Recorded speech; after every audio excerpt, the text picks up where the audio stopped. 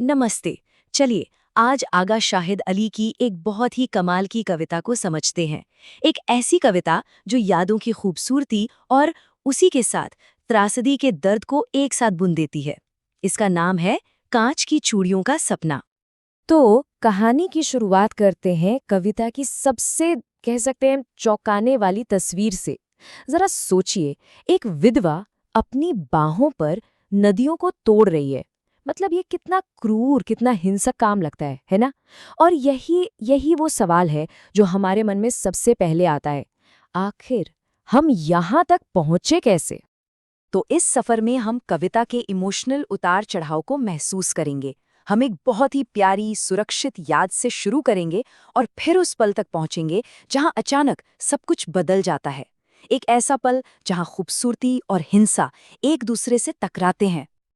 देखिए, कमाल की बात यह है कि कविता की शुरुआत किसी तबाही या दुख से नहीं होती, नहीं, बल्कि इसकी शुरुआत होती है घर के अंदर, एकदम आराम और सुरक्षा वाली फीलिंग से।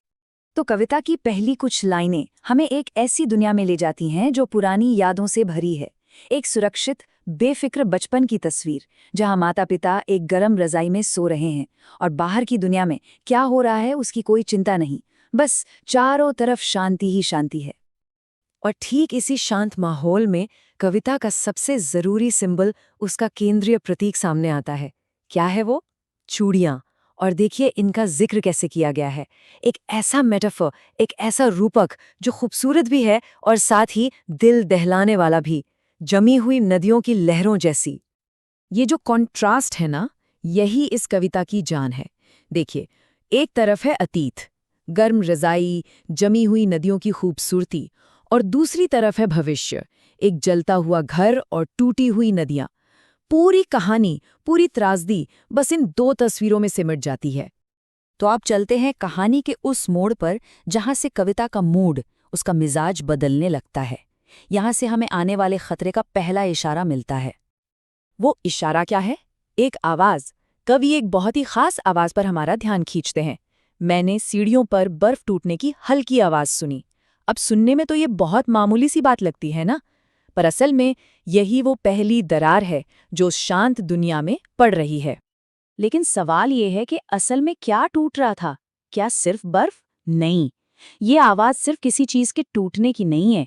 ये उस घर की शांति के टूटने का प्रतीक है, उसकी सुरक्षा के टूटने का, और शायद शायद वक्त के खुद टूटने का। और यहीं पर कवि एक बहुत ही कमाल का काम करते हैं। वो वक्त को मानो एक धागे में पिरो देते हैं।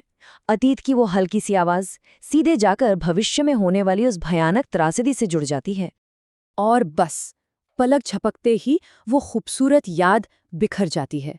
सीन एकदम से बदल जाता है और हम एक बेहद क्रूर बल्कि अवास्तविक हमले के बीच पहुंच जाते हैं।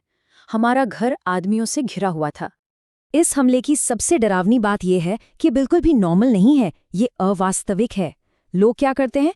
वो छतों से बर्फ की सिलियों को मशाल की तरह इस्तेमाल करने के लिए खींचते हैं, उन्हें दीवारों पर रगड़ते हैं और फिर सीमेंट का लाल रंग पानी में आग लगा देता है। सोचिए जरा, ये तो प्रकृति के सारे नियमों के खिलाफ है। तो पॉइंट यही है, हमलावर कुदरत को ही हथियार बना लेते हैं। वो हर चीज को उल्टा कर देते हैं। जो बर्फ ठंडी होती है उसे वो आग की मशाल बना देते हैं, और जो पानी आग बुझाता है वही पानी अब खुद जलने लगता है। सब कुछ उलट-पुलट हो जाता है। और फिर कविता का सबसे तकलीफदेह पल आता है, एक बहुत ही सीधी सादी लाइन में, जैसे ही मेरे पिता बाहर निकले। बस इतनी सी बात, पर इन चंद शब्दों में एक पूरी जिंदगी की तबाही छुपी है। ये वो मोड़ है जहां से कुछ भी पहले जैसा नहीं रह सकता। अब कहानी का फोकस पिता से हटकर मां पर आता है और कविता के आखिरी दिल को झकझोर देने वाले काम पर। और यहीं हम वापस उसी तस्वीर पर लौटते हैं जहां से हमने शुरू किया था। एक विधवा अपनी बाहों पर नदियों को तोड़ रही है। फर्क सिर्फ इतना है कि अब हम जानते हैं कि इस एक लाइन के पीछे कितनी बड़ी तबाही, कितना गहरा, कितना भारी दुख छिपा हुआ है। इस काम को पूरी तरह समझने के लिए इसका कल्चरल मतलब जानना बहुत जरूरी है। देखिए, दक्षिण एशिया की कई संस्कृतियों में जब एक औरत अपनी कांच की चूड़ियां तोड़ती है तो ये एक बहुत ही ताकतवर और दर्दनाक रस्म होती है जो उसके पति की मौत का प्रतीक है। तो वो चूड़ियां जिन्हें जमी हुई नदियां कहा गया था, जो कभी खूबसूरती और जिंदगी की निशानी थी, अब वो एक ऐसे नुकसान का प्रतीक बन चुकी हैं जिसकी कोई भरपाई नहीं हो सकती। वो जमी हुई नदियां हमेशा हमेशा के लिए टूट चुकी हैं। तो चलिए एक बार फिर से पूरी तस्वीर को देखते हैं। ये कविता कैसे कांच की चूड़ियों जैसी एक मामूली सी चीज को यादों, खूबसूरती और एक बहुत गहरे सदमे का एक पावरफुल सिंबल बना देती है। सोचिए जरा, पूरी कविता में इन चूड़ियों का मतलब कैसे कैसे बदलता है। पहले वो बस खूबसूरती की एक चीज है, फिर वो जमी हुई नदियां बन जाती हैं, शादी की निशानी बनती हैं, और आखिर में एक बहुत ही गहरे और हिंसक नुकसान की रस्म का हिस्सा बन जाती हैं। और शायद इस कविता का सबसे बड़ा आइडिया यही है कि हमारी यादें हमेशा एक जैसी नहीं रहती। एक बहुत खूबसूरत याद भी भविष्य में होने वाले किसी हादसे की वजह से हमेशा के लिए बदल सकती है, टूट सकती है। और कमाल की बात यह है कि वो उन हादसों से भी टूट सकती है जो अभी हुए भी नहीं है। और आखिर में ये कविता हमें एक बहुत ही गहरे और शायद कुछ परेशान करने वाले सवाल के साथ छोड़ जाती है।